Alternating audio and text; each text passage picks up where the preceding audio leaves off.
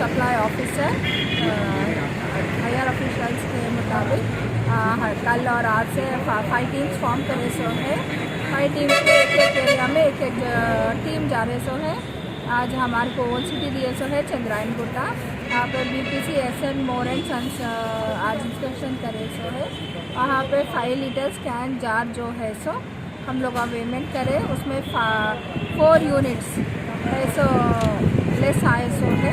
और लेस के ऊपर डिपार्टमेंटल केस ऐसा प्रपोज कर रहे। और जो भी as per the petrol pump का इंस्पेक्शन नॉर्म्स के प्रकार मुताबिक जो भी इनके अडल्ट्रेशन चेक करें और बाकी के डेंसिटी चेक करें, प्रीमिसेस और बाकी के जो भी चेक करने का चेक करके जो भी है इंस्ट्रक्शंस भी वो लोगों को दे रहे सो।